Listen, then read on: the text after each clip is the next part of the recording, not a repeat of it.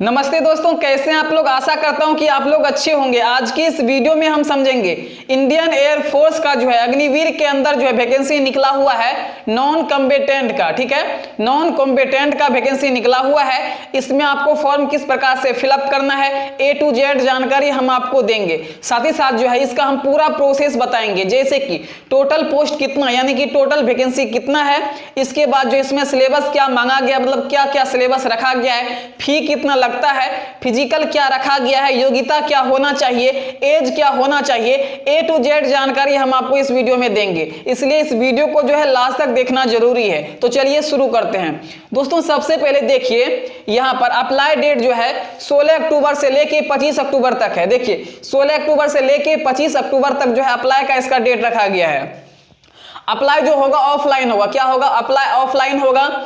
इसके बाद फी की बात करें तो यहां पर आपको एक भी रुपया फी नहीं देना है। दोस्तों सबसे पहले हम आपको पूरा डिटेल्स बता देते हैं, इसके बाद हम आपको समझाएंगे कि आपको ऑफलाइन जो है किस प्रकार से फॉर्म फिलअप करना है। ठीक है, देखिए डेट ऑफ बर्थ जो है यहां पर आप देख सकते हैं 31 दिसंबर 1999 से लेके 30 जून 2005 के बीच में जिसका भी डेट ऑफ बर्थ है वे लोग इस फॉर्म को भर सकते हैं। और अप्लाई डेट फिर से देख लीजिए, 16 अक्टूबर से ही जो है इसका आवेदन शुरू हो चुका है। 25 अक्टूबर 2022 तक जो है इसका लास्ट डेट रखा गया है। समझ गए? इसके बाद क्वालिफिकेशन की बात करें तो 10th पास। अगर आप 10वीं पास है किसी भी बोर्ड से तो इस फॉर्म को भर सकते हैं। दोस्तों यह वैकेंसी जो है ऑल इंडिया की वैकेंसी है। ठीक है, नोट की बात करें तो यहां पर आप देखिए आपको किन चीजों का ध्यान रखना है। पहला है ओनली फॉर अनमैरिड। इसमें जो है मेल के लिए है, यह वैकेंसी फीमेल के लिए नहीं है, यह वैकेंसी सिर्फ मेल के लिए है। और वह मेल जो कोई भी व्यक्ति हो जो फॉर्म के लिए फिलअप करना चाहता है उसका शादी नहीं होना चाहिए। अगर वह शादीशुदा है तो इस फॉर्म को नहीं भर सकते। अगर शादीशुदा नहीं है तो वे लोग इस फॉर्म को भर सकते हैं। समझ गए? फोटोग्राफ की बात करें तो जुलाई 2022 के बाद का होना चाहिए। जुलाई 2022 के बाद आपने जो फोटो खिंचवाया हुआ है, फोटो बनवाया हुआ है, वही फोटो यहां पर आपको देना है। ठीक है, ब्लैक स्लेट पर नाम और DOB होना चाहिए अंग्रेजी के बड़े अक्षरों में। चलिए मैं आपको बताता हूं कॉपी के माध्यम से। सबसे पहले मैं कॉपी लेता हूं। ठीक है,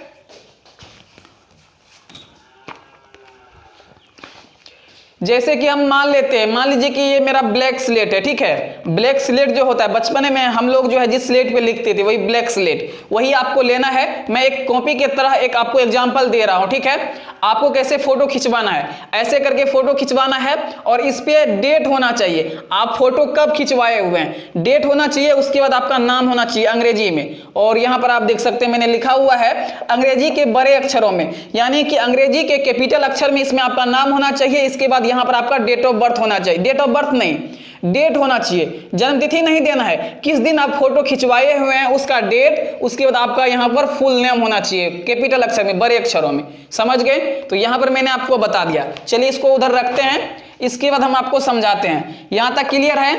इसके बाद देखिए फिजिकल की बात करें तो हाइट जो है 152.5 cm मांगा गया। कितना? 152.5 cm। चेस्ट की बात करें तो यहां पर मिनिमम रेंज ऑफ एक्सप्रेशन, जितना भी आपका चेस्ट है फुलाव जो होता है, मतलब फुलाकर जो है आपका 5 cm का फुलाव दिया गया है। ठीक है, इसके बाद देखिए वेट की बात करें यानी कि वजन की बात करें तो हाइट के अनुसार यहां पर आपका वजन होना चाहिए। आपका जितना हाइट है उसके अनुसार ही जो है वजन का डिसाइड किया जाएगा। ठीक है, रनिंग की बात करें तो 1.6 किलोमीटर जो है 6.5 मिनट में आपको तय करना पड़ेगा। कितना? 6.5 मिनट में जो है 1.6 किलोमीटर का आपको दौड़ करना पड़ेगा। ठीक है, पुशअप्स की बात करें तो यहां पर जो है 10 पुशअप्स आपको करना होगा, सिटअप्स भी 10 करना होगा, स्क्वाटअप्स भी 20 करना होगा। लेकिन सभी के लिए 1-1 मिनट टाइम रहेगा। पुशअप्स 10 पुशअप जो करना है 1 मिनट में, सिटअप्स जो करना है 10 तो वो भी 1 मिनट में। सभी के लिए अलग अलग टाइम रहेगा। और यहां पर जो है स्क्वाटअप्स जो होगा आपका 20 का, तो 20 बार जो स्क्वाटअप्स होगा वो भी आपका 1 मिनट का ही टाइम रहेगा। समझ गए? सभी के लिए 1-1 मिनट टाइम है। यहां तक क्लियर है? इसके बाद देखिए पोस्ट का नाम। देखिए दोस्तों यहां पर जितना भी पोस्ट दिया गया, जैसे कि 10 पोस्ट दिया गया है तो सभी पोस्ट का आप अलग अलग अप्लाई नहीं कर सकते, मतलब अलग अलग अप्लाई कर सकते हैं। मान लीजिए देखिए धोबी का है तो अगर आप धोबी का करना चाहते हैं तो धोबी का ही कर सकते हैं। सिंपल भाषा में समझिए, मुझे बोलने में कुछ मिस्टेक हुई है। यहां पर देखिए आप जो है किसी एक ही पोस्ट के लिए अप्लाई कर सकते हैं। क्या? किसी एक ही पोस्ट के लिए अप्लाई कर सकते हैं। मान लीजिए टेलर का करना चाहते हैं, टेलर का कर दीजिए, या मोची का करना चाहते हैं तो मोची का कर दीजिए। किसी एक ही पोस्ट के लिए यहां पर अप्लाई कर सकते हैं, सभी पोस्ट अप्लाई नहीं कर सकते, ठीक है। सिर्फ एक पोस्ट का आपको अप्लाई करना होगा, जो आपका मन है वो कर दीजिएगा, जो आपको अच्छा लगे, ठीक है। देखिए, पहला है कुक, मेस वेटर है, इसके बाद जो है सफाई वाला है, इसके बाद जो है लेसकार है, उसके बाद जो है यहाँ पर देखिए वाशर अप है, इसके बाद देखिए वेसर अप है, इसके बाद देखिए वाटर कैरियर है, इसके बाद बार्बर है, धोबी है, मोची है, टेलर है, उसके बाद वॉचमैन है। दोस्तों यहाँ पर बोलने में कुछ मिस्टेक हो सकती है, तो इसके लिए माफ कीजिएगा, ठीक है। तो यहाँ पर मैंने आपको बता दिया। अब बात आती है कि यहाँ पर आपका रिटन टेस्ट जो होगा, लिखित परीक्षा जो होगा वो 20 नंबर का होगा। इंग्लिश से 10 नंबर का पूछा जाएगा, जीके से 10 नंबर का पूछा जाएगा। समझ गए? टोटल कितना हो गया? इंग्लिश और जीके मिला के 20 नंबर। और स्ट्रीम की बात करें तो यहाँ पर 30 नंबर का स्ट्रीम होगा, ठीक है। फिजिकल एंड मेडिकल भी आपका होगा, ठीक है, फिजिकल भी होगा, मेडिकल भी होगा। इसके बाद जो है बात करते हैं यहाँ पर डॉक्यूमेंट की बात करें तो यहाँ पर आपका जो जो डॉक्यूमेंट देना है वो सब डॉक्यूमेंट भी जरूरी है, ठीक है। हाउ टू अप्लाई में देखिए क्या करना है दोस्तों। देखिए, मैंने यहाँ डॉक्यूमेंट में आपको जो कुछ बताया हुआ, ये चीज आपको ध्यान में रखना है डॉक्यूमेंट के रूप में। वैसे आधार कार्ड आपका होना जरूरी है, आधार कार्ड पे सही नाम होना जरूरी है। डॉक्यूमेंट में ये चीज मान रखिए, ठीक है। हो सकता है अनमैरिड सर्टिफिकेट भी आपसे मांग ले, ठीक है, तो ऐसा भी हो सकता है, ठीक है। तो चलिए, हाउ टू अप्लाई, देखिए यहाँ पर मैंने आपको पूरा डिटेल्स समझा दिया है। अब बात आती है कि आपको अप्लाई कैसे करना है। तो चलिए हम अपने मोबाइल के स्क्रीन पे चलते हैं, वहां से समझाते हैं कि आपको अप्लाई कैसे करना है। दोस्तों यहाँ पर मैंने फुल नोटिफिकेशन ओपन किया हुआ है। फॉर्म जिसमें आप भरेंगे उसका फॉर्म नीचे दिया गया है, ठीक है, मतलब दूसरे पीडीएफ में दिया गया है, उसको भी हम दिखाएंगे। फिलहाल हम नोटिफिकेशन के माध्यम से जो है आपको एड्रेस बता देते हैं, किस एड्रेस पे आपको भेजना है।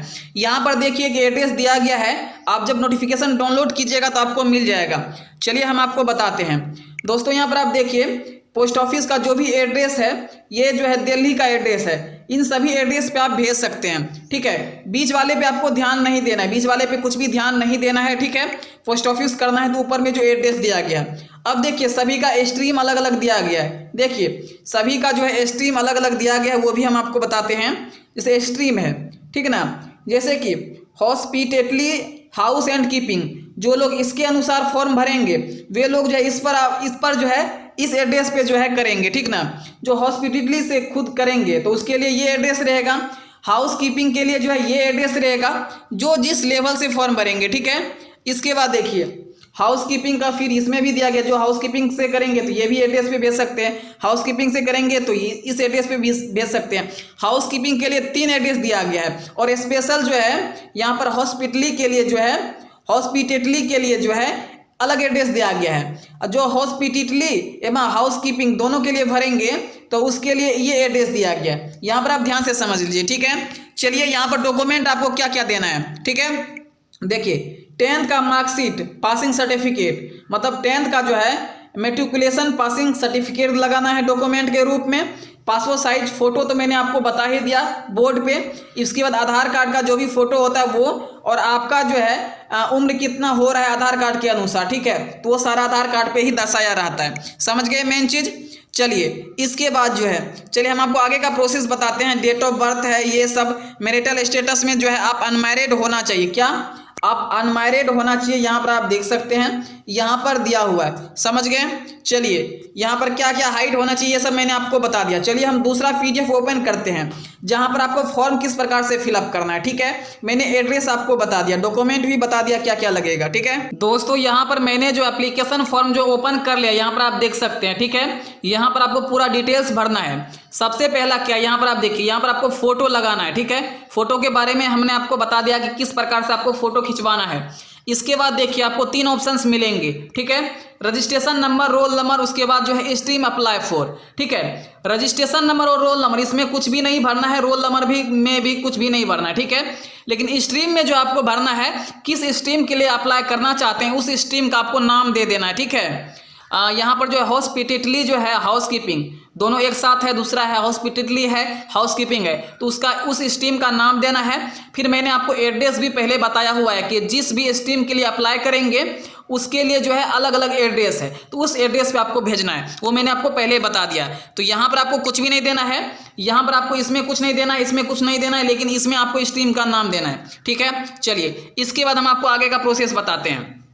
इसके बाद देखिए, सबसे पहले यहाँ पर आपको अपना नाम देना है, आपका जो भी नाम होगा मैट्रिक के सर्टिफिकेट के अनुसार। इसके बाद आपको आधार नंबर देना है, समझ गए। इसके बाद यहाँ पर आपको जो है मैट्रिक के सर्टिफिकेट के अनुसार जो है पिता का नाम यहाँ पर आपको देना है। यहाँ पर आप देख सकते हैं, सारा कुछ मैं आपको स्टेप बाय स्टेप बता रहा हूँ, ठीक है।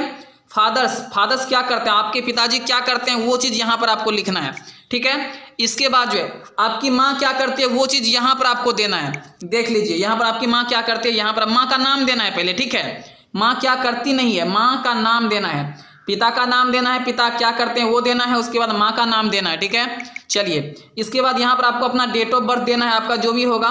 इसके बाद जो है यहाँ पर लिखा हुआ years and months, attach copy and 10th pass certificate proof, ठीक है। तो यहाँ पर किस साल आप जो है 10th पास किए हुए हैं, ठीक है। यहाँ पर आपको लिखना है, मतलब 2015 में, 2016 में, 2018 में, जिस साल आप पास किए वहाँ उसका यहाँ पर आपको ईयर्स लिखना है, ठीक है।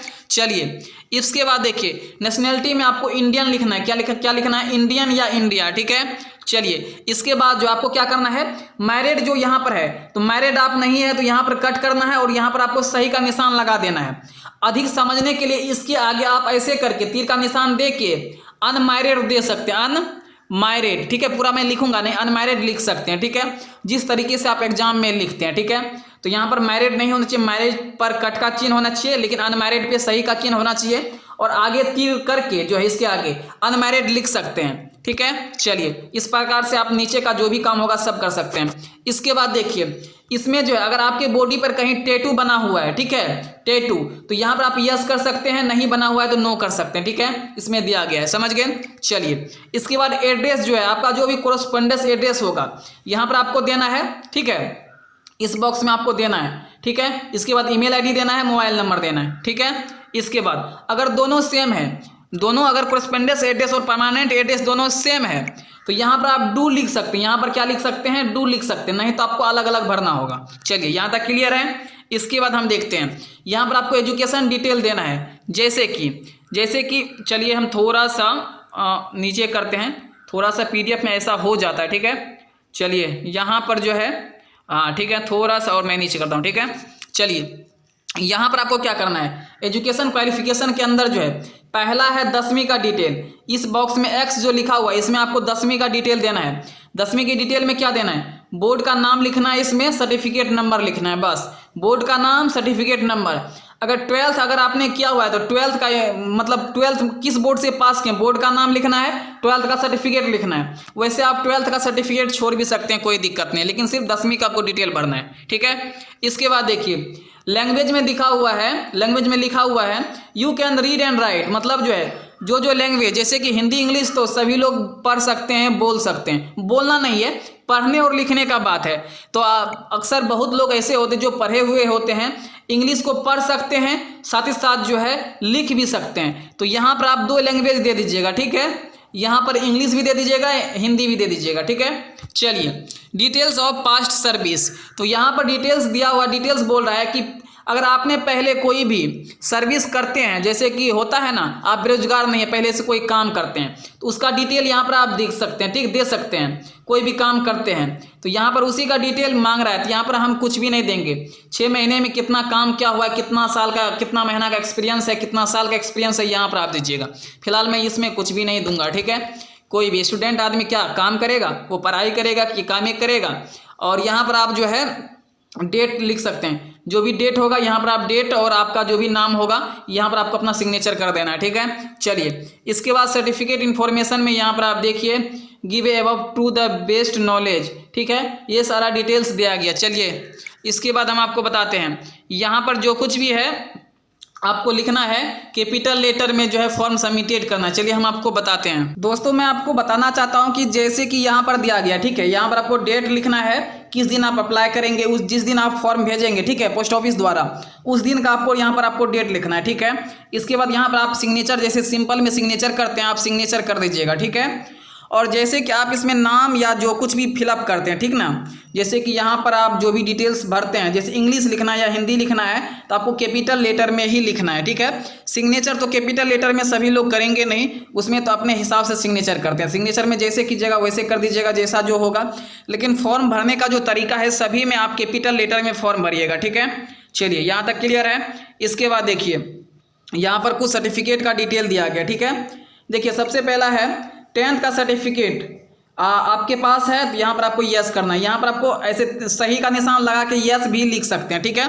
चलिए इसके बाद बोल रहा है यहाँ पर आप देखिए एक्सपीरियंस सर्टिफिकेट है आपको, है तो यस कीजिएगा, नहीं तो नो, कोई दिक्कत नहीं है, ठीक है। कैरेक्टर सर्टिफिकेट जो है 6 महीने पुराने का है या नहीं, यहाँ पर आप देख सकते हैं, अगर है 6 महीना पुराना है तो यस कर सकते हैं, नहीं तो नो कर सकते हैं। चलिए ठीक है। इसके बाद देखिए यहाँ पर मेन चीज़ है डिपेंड का, ठीक है। सभी स्टूडेंट जो है अपने गार्जियन पे डिपेंड रहते हैं, या कुछ ऐसे स्टूडेंट है जो अपना कोचिंग चलाते हैं साथ ही साथ पढ़ाई भी करते हैं, ठीक है। तो मैं आपको यहाँ पर बताना चाहूँगा, अगर आप गार्जियन पे डिपेंड है, गार्जियन से ही पेमेंट लेते हैं पढ़ाई करने के लिए या तैयारी करने के लिए, तो सबसे पहले यहाँ पर आपको अपना नाम, आपको यहाँ पर नाम देना है, यहाँ पर आपको पिता का नाम देना है, ठीक है। इसके बाद जो है यहाँ पर आपको अपना सिग्नेचर करना है। इसके बाद जो है यहाँ पर आपको आपके पिता का जो भी सिग्नेचर होता है सिग्नेचर करवाना है, ठीक है। अगर दादाजी है, मम्मी जी है, तो वही जो गार्जियन के रूप में उसी का सिग्नेचर यहाँ पे होगा। मतलब आप किस पे डिपेंड है, ठीक है। मामा पे भी डिपेंड है तो कहीं नहीं, अगर घर पे कुछ ऐसा नहीं होता है, आप मामा के यहाँ रहते हैं, उसी पे डिपेंड रहते हैं, तो मामा का है यहाँ पर सिग्नेचर होगा, मामा का यहाँ पर नाम होगा, यहाँ पर आपका नाम होगा। मतलब पढ़ाई करने के लिए खर्चा आपको कौन देता है, ठीक है। तो ऐसे कर सकते हैं, ठीक है। यहाँ पर आप डेट लिख दीजिएगा, यहाँ पर आपको डेट दे देना है, यहाँ पर भी डेट दे देना है, ठीक है। मैं आपको बोलना चाहूँगा कि जिस दिन जो है आप फॉर्म फिलअप करेंगे, आवेदन करेंगे, उसी दिन का जो है आपको डेट देना है, ठीक है। वैसे 25 अक्टूबर तक ही अप्लाई होगा, तो जल्द से आपको अप्लाई कर देना है। चलिए आगे देखते हैं, थोड़ा सा और ऊपर की तरफ स्क्रॉल करके, ठीक है।